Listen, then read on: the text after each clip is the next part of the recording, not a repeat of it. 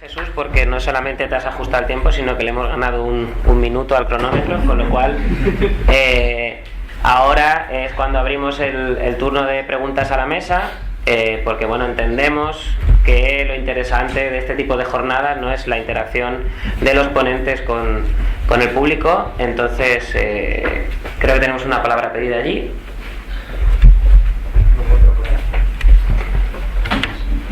Hola Jesús, en primer lugar muchas gracias por haber elegido King 2, que bueno, son mis juegos preferidos y me parece que efectivamente refleja muy bien la Edad Media en ese medio camino que tiene entre la estrategia y el rol, como bien has comentado.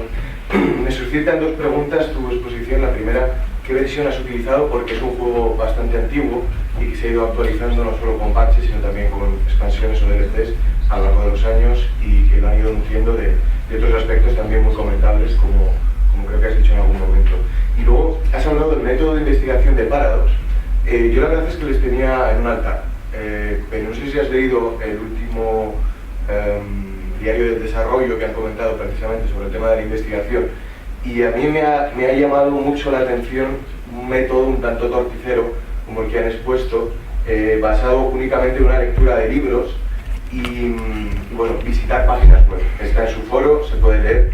Yo simplemente les añadí la pregunta de por qué no hacer equipos multidisciplinares con historiadores, licenciados en historia, para aportar otra visión del juego, otra visión histórica para con el juego. Quisiera saber si has tenido ocasión de leer ese diario de desarrollo y si ha sido así, pues qué opinas sobre ello. Muchas gracias. En primer lugar, muchas gracias por tus preguntas realmente interesantes.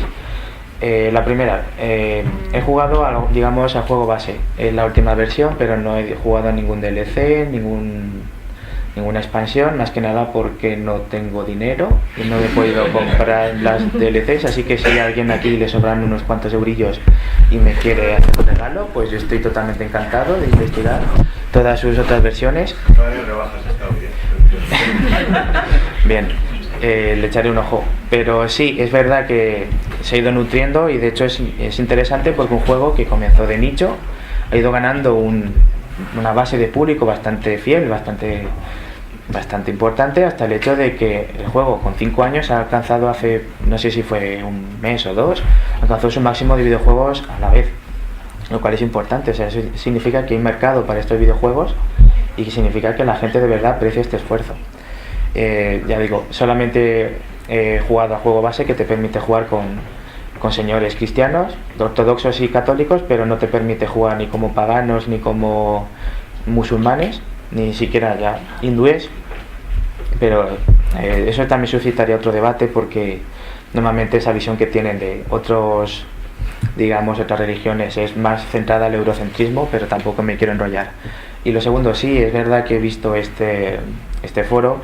No era consciente de que habían usado páginas web. Yo sí que vi que usaban libros, aunque puede ser un método torticero. Desde luego yo aprecio su esfuerzo por no limitarse a mirar en la Wikipedia, como estoy seguro de que hacen otros, y decir lo que pone.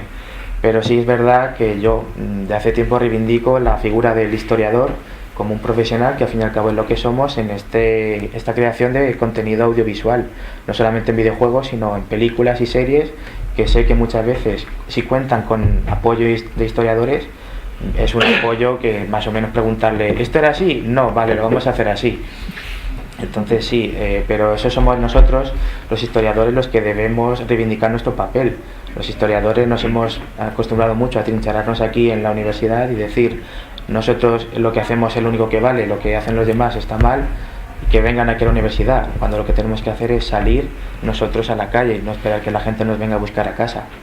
No me quiero alargar más, pero sí terminaré diciendo que debemos reivindicar nuestro papel como historiadores, como profesionales, y pedir nuestra inclusión en este tipo de obras.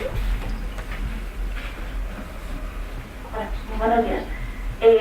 Quería intervenir en el debate porque creo que se ha hecho una crítica bastante injusta en la primera charla, porque se quiere hablar sobre la fidelidad histórica, sobre la representación, y creo que hay que tener en cuenta que existen muchos modos de referirse a periodos históricos. Estamos hablando de videojuegos basados en periodos de la historia, por lo cual tenemos mucha información y mucho lo que atenernos, y sin embargo los videojuegos de fantasía, cada uno hace su mundo y ya no se puede discutir, ¿vale? Entonces, sobre el tema de la referencia exacta a los periodos históricos, pues puedes hacer una representación súper fiel, que sea todo exactamente igual que era, o puedes inspirarte, hacer una ambientación, que creo que es más el objetivo de videojuegos como God of War o estos, los que se hablaba de, no, las mujeres no podían llevar este tipo de vestimenta, pues, pero es para lo que está, ¿no? Por ejemplo, bueno, yo no me acuerdo claro de historia, somos de musicología y por poner un ejemplo musical, si haces un videojuego sobre violencia, no puedes poner violines porque los violines no existían. Tendrías que poner una voz, tendrías que poner una guía, cosas así. Entonces, también hay que tener en cuenta a qué público va dirigir el videojuego, para qué lo haces, porque al final el videojuego es un producto y tú lo tienes que vender. Si eso es para lo que lo haces, por ejemplo, God of War está pensado para venderse, entonces, sí, pues eso. Vale, no era una crítica era esto es lo que hay actualmente. O sea, por una parte está el WoW, que no lo hemos hecho aquí, pero tiene bastantes pinceladas mitológicas que si no conoces mitología no las vas a ver. Y por otra parte está Arcoteo, que es cuasi, hemos dicho que no es perfecto, es casi lo que hay. Entonces, están los dos imaginarios, es bueno que existan los dos imaginarios. Y por supuesto, aquí no hemos venido a decir que si no hay un templo jónico perfecto en el God of War, este videojuego no vale. No, es lo que hay, lo que estamos viendo y también la imagen que nos estamos recreando. Y tenemos que saber, o creemos que es bueno que sepamos, que no es perfecto, que se podría hacer, pero a veces es mejor que no se haga.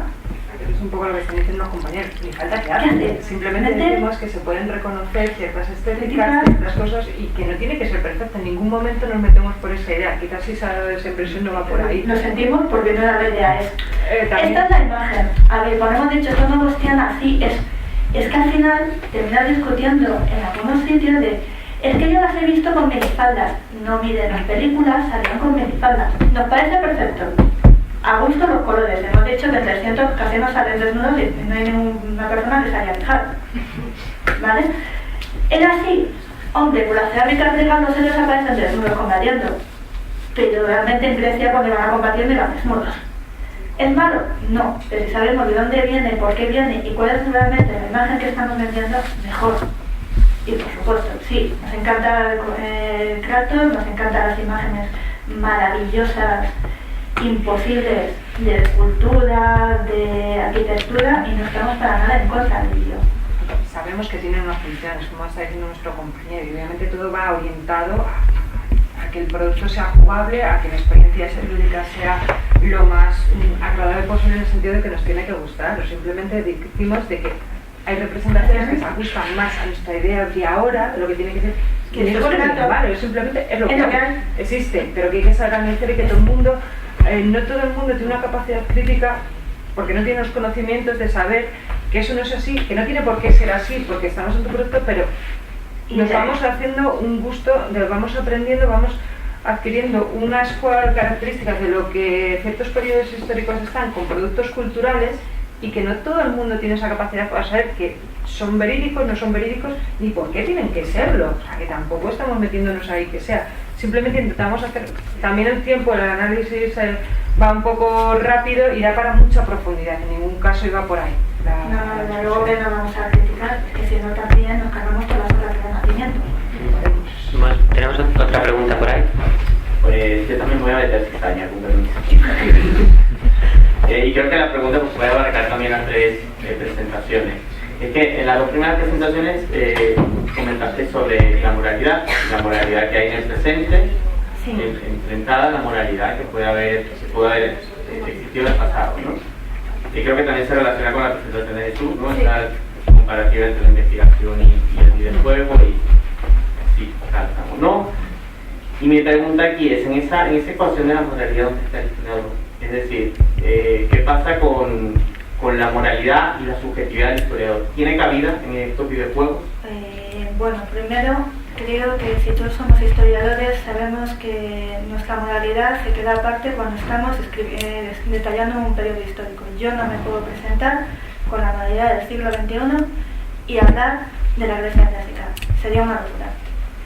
Esa es de primera. De segundas, cuando jugamos a uno de estos videojuegos, o como ha hablado nuestro compañero sobre violencia, tenemos que tener en cuenta que nuestro concepto de violencia, o de lo que está bien o lo que está mal, no tiene nada que ver con lo que vamos a ver en Grecia. Por ejemplo, nosotros hemos hablado más sobre el God of War. Kratos es casi un ejemplo perfecto, casi, esto siempre con pinzas, por favor, de lo que es un héroe griego. Un héroe griego es una persona muy violenta, que ejerce la violencia para conseguir sus fines, que a veces no es la imagen idealizada que tendríamos nosotros de lo que tendría que ser un héroe. O sea, el Hércules de Disney es la imagen infantilizada al máximo de lo que sería un héroe griego. Pues mira, a un niño de 4 años obviamente no le voy a contar cómo es un héroe griego, ni las que hacía Aquiles ni las que hacía Hércules. Pero empiezo a preguntarte que si a cierta edad deberían saber que ha existido otro tipo de enfermedades, cómo se han enfrentado y cómo hemos llegado hasta ahora. Porque, por ejemplo, yo creo que Jesús esto lo va a poder responder mejor porque es de lo que le está hablando. Pero, por ejemplo, la guerra, lo que implicó los congresos de Ginebra, los casus belli, por qué no es lo mismo atacar la ciudad, la aldea de Asteris, que destruir Cartago. Es que no es lo mismo, porque si en el cómic hubieran destruido la ciudad de Asteris, que no me acuerdo cómo se llamaba, perdonadme, habría sido, pues mira, pues lo han destruido unos cuantos para los muertos, es que es lo que tocaba. Pero destruir Cartago, una civilización, es triste, es doloroso, aparece Escipión llorando. Esa imagen también la tiene, esa imagen es el mundo antiguo. Actualmente destruir tanto Cartago como la ciudad de Asteris sería un problema trágico, una violencia excesiva. Habría que haber buscado otros caminos. ¿Por qué se ha llegado a...? En cambio, es eso. ¿Cómo se les transmite el videojuego? Pues ahí es donde tendrían a lo mejor el papel de los educadores y de los estudiadores debería ir por ahí. También de explicar por qué se ejerce esa violencia o por qué se muestra esa violencia. Porque yo creo que todos los que jugamos a videojuegos estamos hartos de que se nos condene por ser violentos. Cuando yo, por mucho que veáis, lo único que me he cargado son hormigas. La pregunta, si no me pareció entender mal, iba un poco abierta a toda la mesa. Lo digo por si algún otro de los comunicantes, de los ponentes, quiere... A ver, yo también por alusiones y por complementar un poco todo eso. A ver, por ejemplo, en mi caso de Roma, hay evidencias en las fuentes de que los propios romanos eran críticos en el modo de proceder muchas veces. Hay muchos escritores, sobre todo del siglo I, siglo II, cuando el imperio ya está consolidado, pues que cuestionan un poco el modo de obrar, de proceder, pero tampoco cuestionan que pues, Cartago fuera destruida o porque debía ser destruida. También están un poco en un... No voy a justificarlo tampoco, que exterminaran cientos de millones de personas o destruyeran ciudades, porque no es el objetivo ni debería serlo, pero era un poco, o simplificando mucho la idea, o eres destruido tú o eres destruido el otro. Por ejemplo, Roma, antes que Roma, pues vinieron los asirios y los imperios mesopotámicos. Alejandro un poco como la ciudad de la civilización helenística, pues. Alejandro también arrasó Ciro. Egipto también hizo de lo suyo.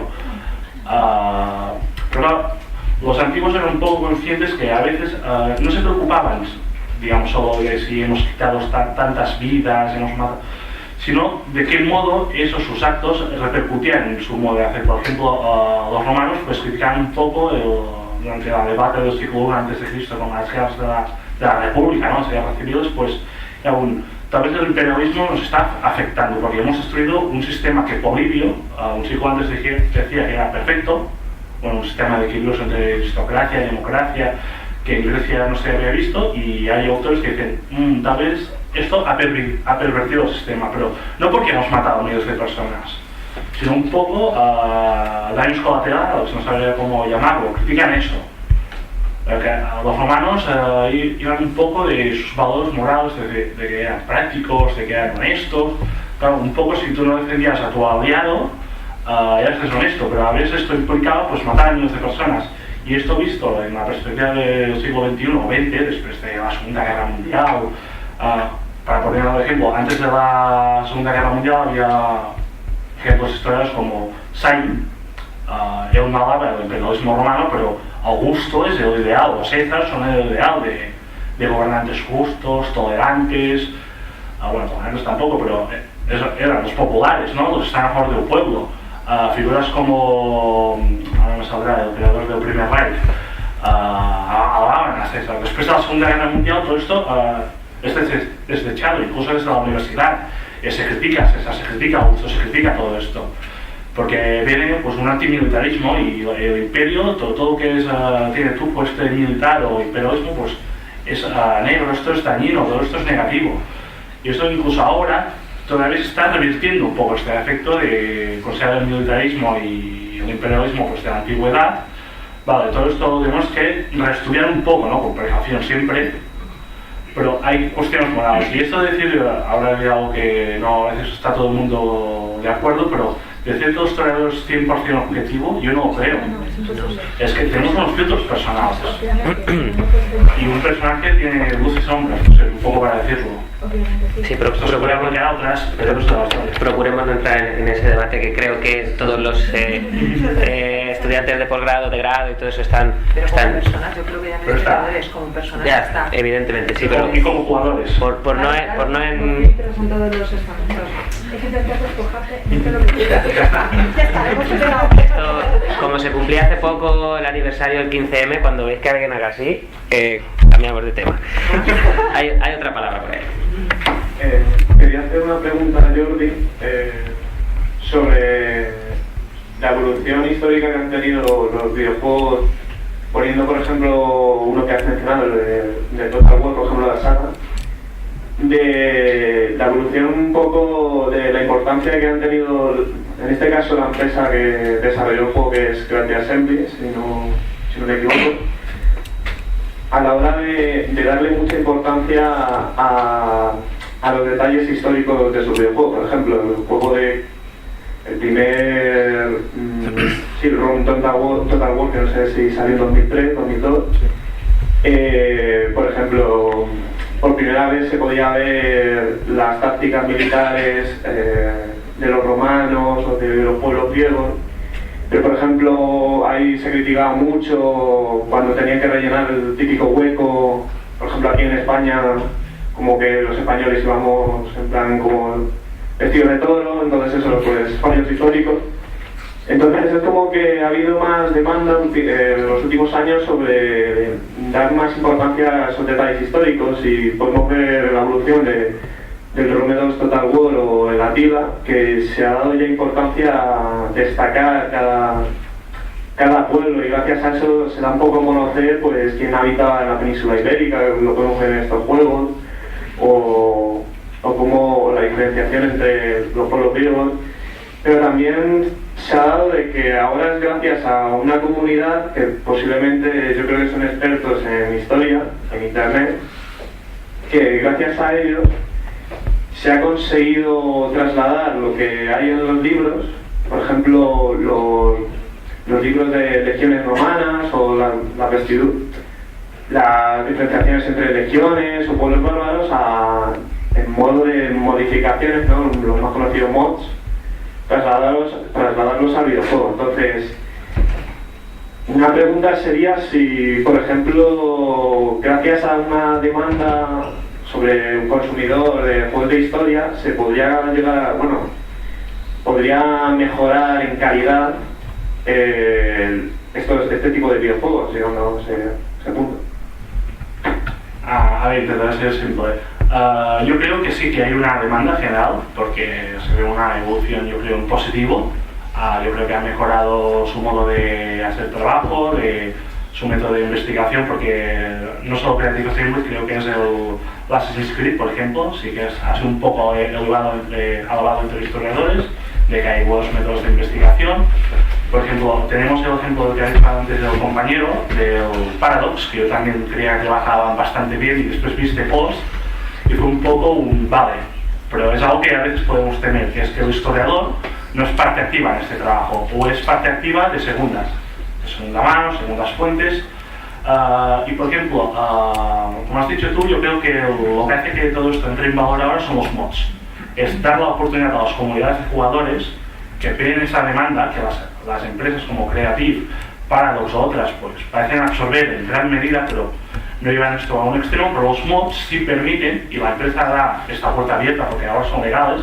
Yo me acuerdo antes que para modificar, por ejemplo, ROMU 1, pues debías hacer era ilegal, debías hacer una copia, modificar los archivos. Ahora tienes el Steam que lo permite hacer.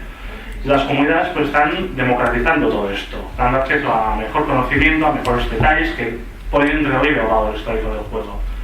Y espero que en próximos años, en nuevas ediciones del juego, porque seguro que habrá una tercera parte, una cuarta y las que sean mientras venda, pues que yo veremos una evolución en positivo. No la que queremos muchos historiadores, pero algo que ya no es tan criticable.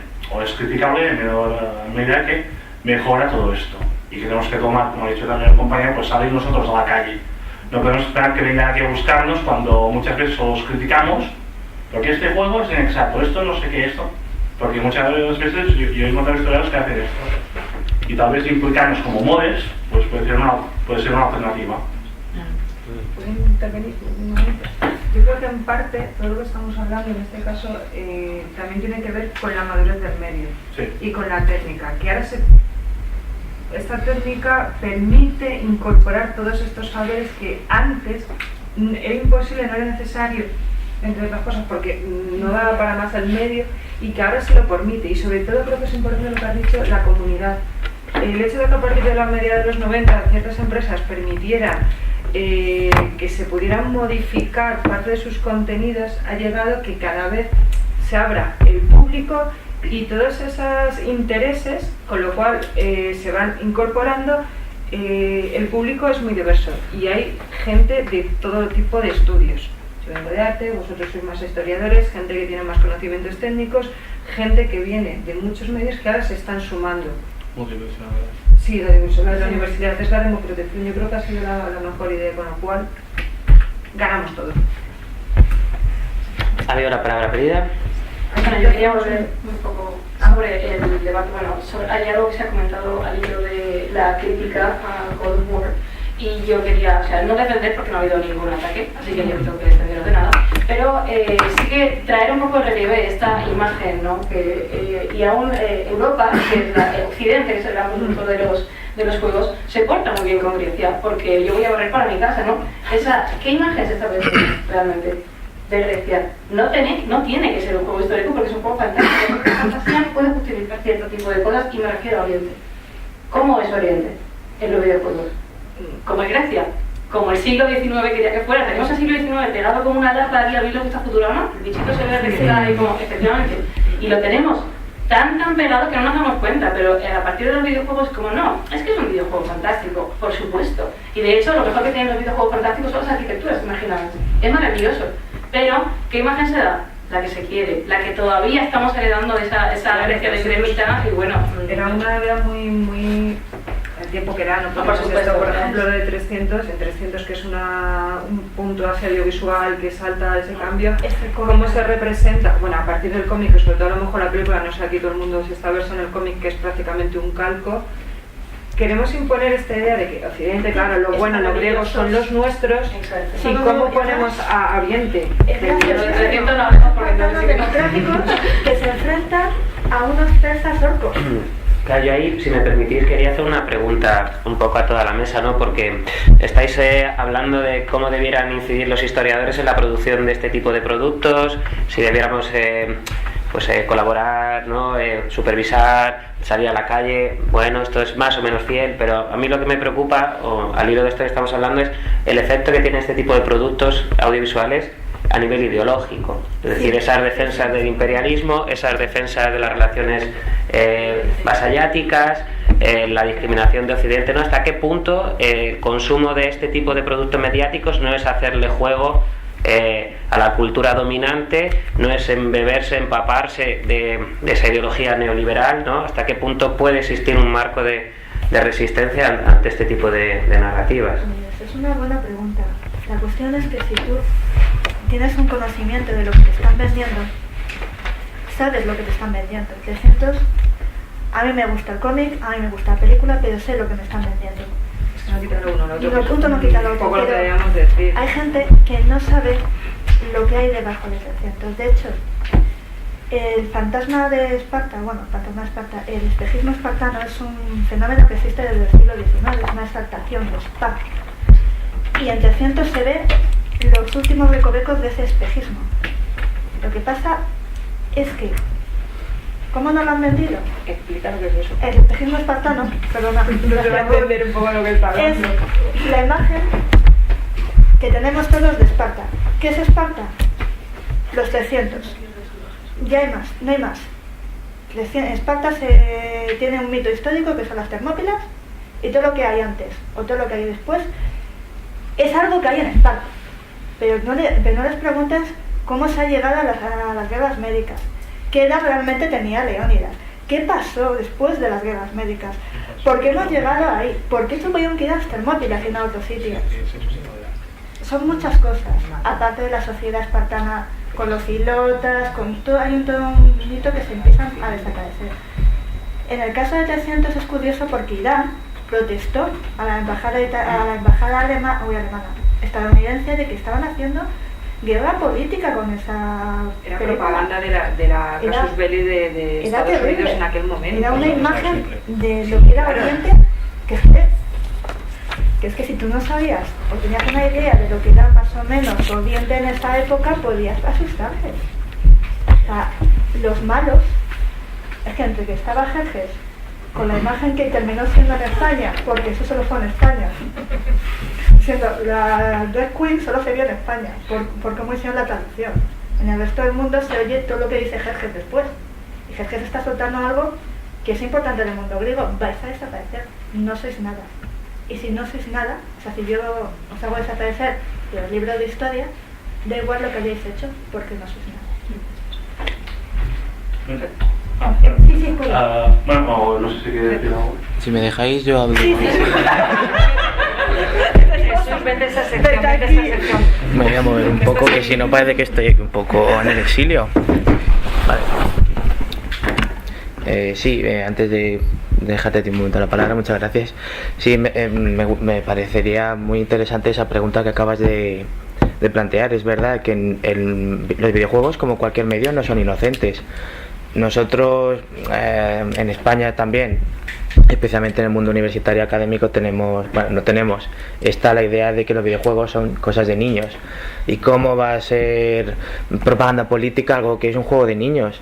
Pero igual que podemos decir que cómo va a ser, digamos, propaganda o cómo puede ser algo Disney, pues por supuesto que lo es. La gente dice, pero si Blancanieves es un dibujo, sí, pero tiene una serie de ideas detrás. Eso pasa con cualquier medio, con cualquier producto, ya sea películas, literatura o videojuegos. El caso de los videojuegos, últimamente lo podemos ver todavía. ¿De qué van todos los videojuegos Call of Duty? Porque seguro que eso lo sabemos todos. ¿De qué va? De que llega el típico marine estadounidense y salva el mundo él solo, con pistola en mano, contra el enemigo que toque en ese momento, que siempre son rusos, terroristas árabes, en plan árabes como... Ahí está, Arabia, todo el mundo que Oriente Medio es Arabia, y ahora pues estamos con otros enemigos que es el que toca. Puede ser el narcotráfico, puede ser la guerra moderna, pero el caso es que siempre sale el típico marine salvando el día con sus misiles. De hecho, no sé si alguien ha jugado aquí a Black Ops, pero termina como con la mayor muestra de propaganda política, en la que sale el personaje y aparecen los aviones, banderas estadounidenses por todos lados.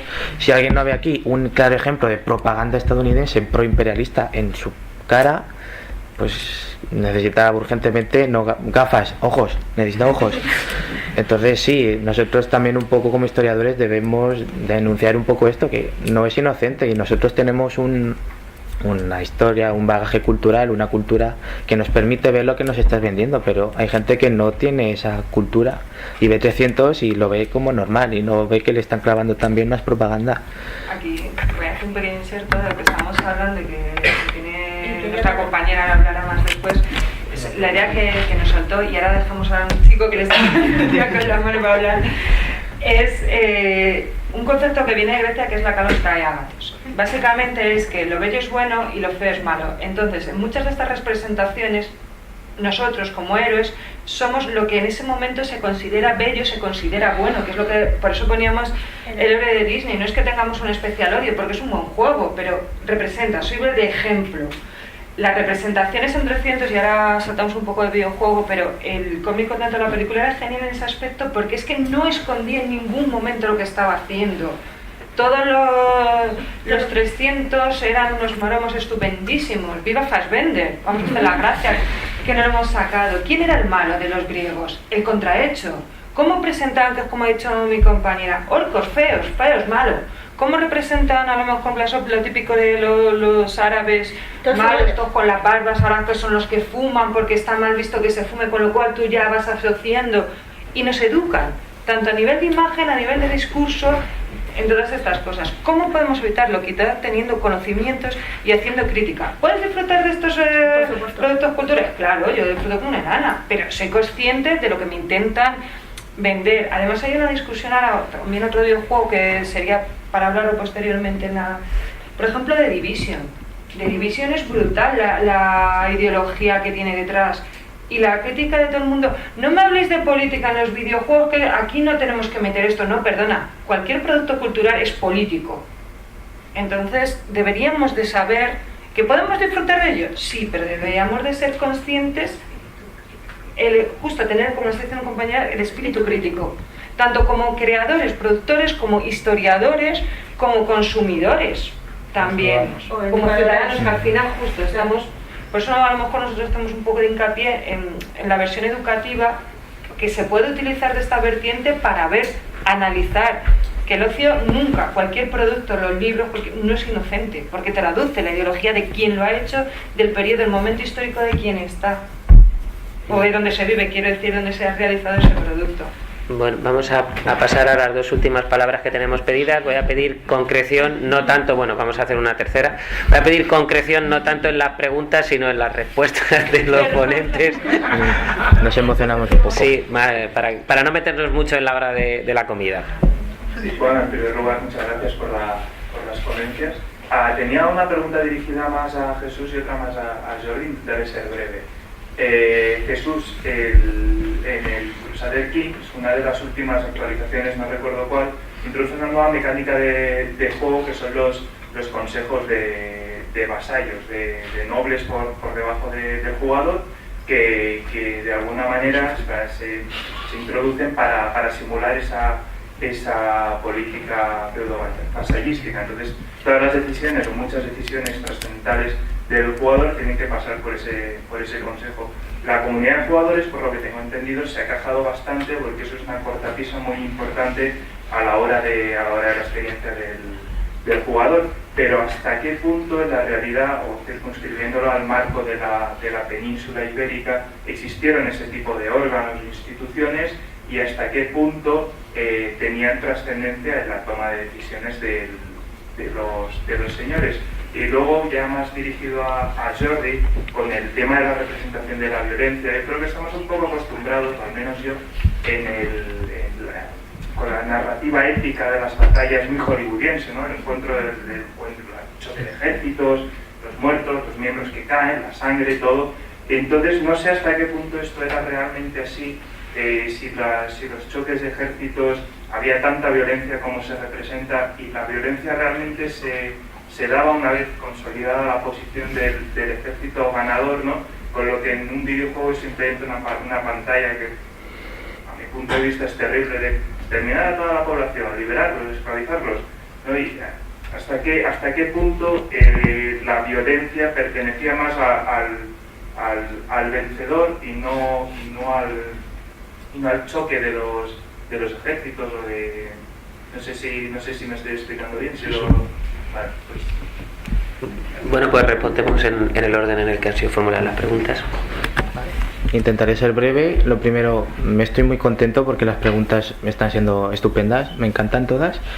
Y sí, conozco esa mecánica y conozco las quejas de los jugadores, pero es que si no es un reflejo tan exacto de que el rey no tenía su consejo, como puede ser unas votaciones de toca sacar esta ley, vamos a votar, y si sale bien y si no, pues me callo. No es tanto un reflejo histórico, pero sí que es verdad que la nobleza, como ya he dicho, era muy celosa de sus privilegios y siempre intentó de alguna forma poner freno a las ambiciones autoritarias de los reyes.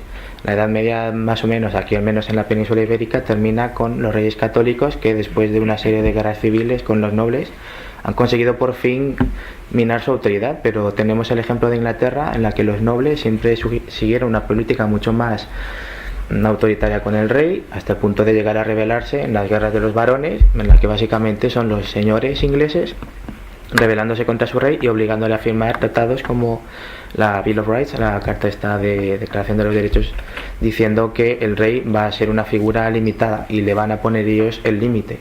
Entonces yo reconozco que como jugador esa mecánica da mucho asco, muchísimo, porque el hecho de que no te dejen ni siquiera que tu hijo herede todo porque a ellos no les da la gana te afecta mucho, pero es que es históricamente, digamos, siempre me falta una palabra, sería en inglés accurate, fidedigno, fiel, vale, no realista, pero sí es fiel. Y me voy a callar ya. Yo también intentaré ser breve. A ver, por ejemplo, tenemos ya problemas actuales, ya no solo en los videojuegos, sino académicos, que se discute exactamente cómo era la guerra, el modo de luchar. Por ejemplo, uno de los temas que genera más controversia es el modo de luchar hoplítico. La antigua Grecia es cómo luchaban los hoplitas, realmente. Por ejemplo, hay un autor, David Hanson, que es un autor también por temas políticos mejor no leerlo, porque es típico americano, imperialista, rancio, pero como académico pues es bastante bueno. Él, por ejemplo, estudiando las guerras médicas, intentó, pues a ver, el tema de la destrucción de Ática, arrasar un campo como era. Y un día él es un hacendado americano con dinero y luego a sus estudiantes, venga, tengo aquí una cosecha, arrasarla. Y vio que no era tan fácil arrasar. Por ejemplo, o sea, ya no solo luchar, sino cómo era una racia, cómo era una guerra a pequeña escala, ya tenemos problemas ahora para saber cómo era exactamente. Así que los videojuegos yo creo que dan una idea aproximada, no exacta, está claro. Y por ejemplo, juegos como Total War, pues intentar aproximar, pero por ejemplo, lo que era Roma, la típica táctica de luchar entre cortes, entre manipulos, pues lo que sabemos es teórico. Llevar eso a la práctica, pues difícil, y más en un videojuego. Pero yo creo que tenemos una idea más o menos aproximada. Y está claro que a ver, si un ejército se retiraba habiendo perdido, pues el número de bajas será más elevado. Pero no podemos decir eso exactamente porque es especulación. Incluso saliendo del videojuego y hablando en el campo académico. Que hay debates de hace años y años y años. Bueno, cualquier vacío lo puede cubrir el programa de televisión en el que ponen luchadores romanos con piratas y eso, ahí cualquier vacío que tengáis podéis cubrirlo. Bueno, yo vengo de la Facultad de Biología y entonces quería hacer una pregunta a las chicas de arte sobre cómo explicáis desde un punto de vista neocomparativo que la épica en el más puro estilo griego haya muerto, por así decirlo, en el siglo XIX y que sin embargo ahora en el mundo del videojuego está altamente viva a través de géneros como JRPG o ese tipo de estéticas en las que es un héroe que viaja a través del mundo con batallas, salvando, sentimientos y acaba derivando, pues por ejemplo, al más puro estilo de la Eneida fundando Roma. O ¿cómo explicáis que en otros artes en la actualidad no esté vivo y mientras tanto en el videojuego esté vivo completamente? Bueno, realmente está vivo, está transformado, porque realmente es la leyenda del héroe. Bueno, me olvidé el nombre del autor. Campbell. No sé si conoces a Campbell. Es un mito que lo conocemos, está en todos nuestros cuentos, está en todas nuestras historias. Coges a cualquier personaje y en cierta medida está. Yo creo que va más bien por el medio, por la experiencia, porque es en primera persona. Y entonces a todo el mundo nos mola, siendo unos mindundis, decir, he fundado un nuevo imperio, he salvado la galaxia, he hecho. Entonces creo que en parte es por la característica del medio. Una de las características que mola de que tú en primera persona eres capaz de hacer una épica grande. Algo que te han vendido, que tú has visto de forma pasiva leyendo, te lo han contado realmente en un cuento o lo has visto en una película. Pero decir que yo en primera persona he conquistado Grecia, he sido el fundador de una gran saga de reyes, emperadores como esto, no es lo mismo. O sea, es una cosa que nos da gusto todo. Cuando hacemos algo bien y lo hacemos a lo grande, pues ya ni te cuento.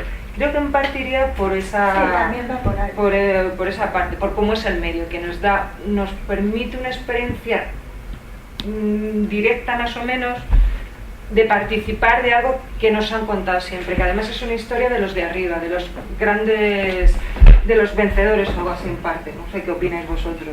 Un apunte. Que yo creo que, bueno, los que venimos de los Games Studies ya tenemos como un poco, no es el fundador, ni mucho menos, pero yo creo que es Huizinga esto. Sí. Es el circo mágico. No sé si lo conoces o no.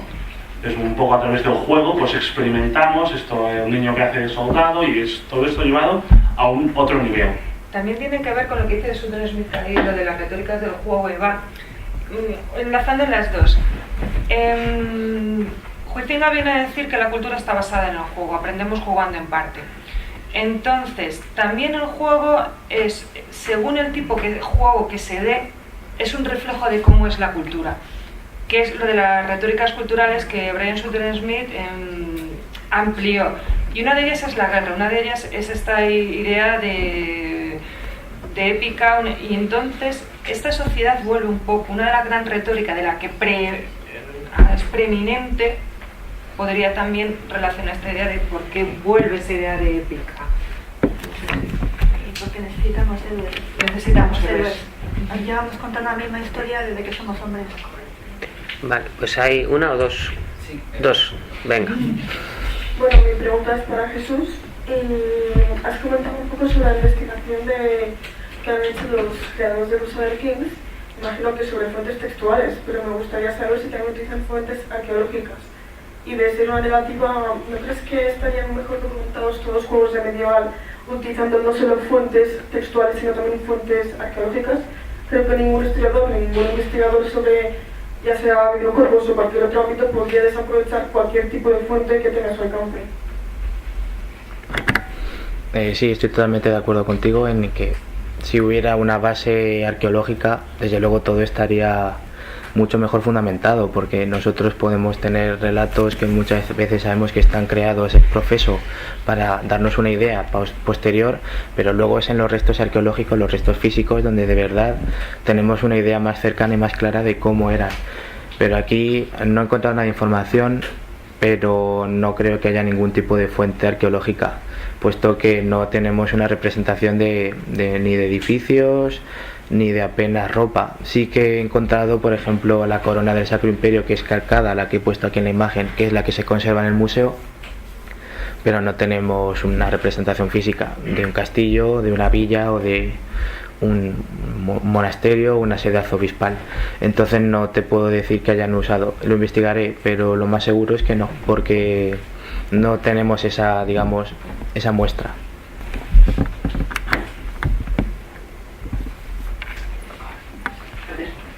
Voy a usar un momento simplemente para dar mi particular opinión sobre la pregunta muy interesante que hizo el compañero de filología sobre la recuperación del héroe individual épico. En mi opinión, yo creo que es porque, como bien ha dicho la compañera, se adapta muy bien al formato del videojuego, porque es un contenido muy interactivo y muy de acción.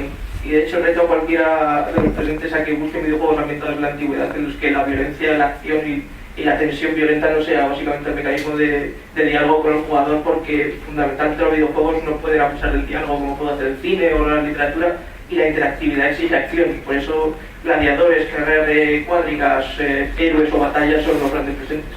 Pero mi pregunta era un poco hacia Ruth y Begoña. ¿Creéis que esta imagen de Grecia responde un poco a, incluso aceptando que las 30 clases no representan la antigüedad en videojuegos, responde un poco a una concepción que ha habido siempre de los desarrolladores, heredada en una medida desde la pintura renacentista, decimonónica, ópera, teatro, cine, etcétera, a utilizar el pasado antiguo, en realidad cualquier época, porque hemos visto que a la media ocurre igual, no tanto como un periodo real que se está tratando, como puede ocurrir en Call of Duty, etcétera, sino como una especie de escenario que te permite una coartada parahistórica que te permite jugar en él, valga el verbo, en el que hay reglas. Lo que ocurre es que las reglas vienen dadas por toda la recepción clásica que hemos hablado de la historia, reglas estéticas, reglas de personajes y héroes, pero con los que se permite mucha flexibilidad, y por eso te puedes permitir utilizar tanto contextos mitológicos como históricos. En el caso de Grecia mucho menos, porque por ahora tenemos Hilero Alejandro, hay muy pocos videojuegos, pero que te permiten igual estar evolucionando a un Kratos o a una Poseidon, como ocurre un poco en Egipto también, el que también te permites más utilizar los componentes estéticos fundamentales y a partir de ahí trabajar como quieras. Eso es un poco lo que ocurre con las normas del fantástico o de la ciencia ficción. Tienes sus parámetros y dentro de ellos juegas más que recreas. Sí, estamos de acuerdo contigo. Kratos es una recreación de la mitología griega, pero realmente no se podría insertar dentro de la mitología griega. Por supuesto, es una ventaja. Todos conocemos el pasado, o tenemos un concepto de lo que es el pasado, es más fácil recrear algo que la mayor parte sabe cómo más o menos funciona y a partir de ahí contar una historia y salirse de ella. También porque pues, quizás Grecia es lo suficientemente cercano pero lejano para permitirnos esto. Y también creo que en parte es un poco que se estaba hablando de que para Occidente, para nosotros es fundacional. Sí. Es fundacional, nos es más cercano. Siempre hay un hilo conductor, por ejemplo, sí, en el periodo del Renacimiento, cogimos Grecia, no cogimos, porque nos es más cercano que a lo mejor... Bueno, cogimos Grecia y Roma. Bueno, sí, Grecia y Roma, pero es la idea de continuidad. Pero como una imagen para toda Europa. Pero, por ejemplo, esto no. Ya no será muy lejano, que podríamos haberlo hecho, que también ha tenido cierta influencia. Entonces creo que se junta un poco todo y partimos de que estamos de acuerdo. Nos permite jugar con algo que es nuestra historia, lo nuestro, reconocido. Tenemos todo el mundo más o menos en Occidente, tenemos 4 pinceladas, lo que podría haber sido. Conocemos lo mínimo para jugar con ello y que no tengo que contar todo. O sea, tú ya sabes que hay o reyes o ciudades democráticas. Bueno, pues voy a cortar esto ya, que nos hemos pasado 15 minutos de... sí, estaba previsto a la 1:15 y son, debido al enriquecedor y fluido debate es la 1:30 ya. Antes de abandonar la sala, voy a insistir en que por favor no rellenéis el formulario ese que hemos circulado. Si no hay copias aquí, os estaremos eternamente agradecidos y agradecidas. Y nada, creo que un fuerte aplauso para nuestra primera mesa de ponentes y para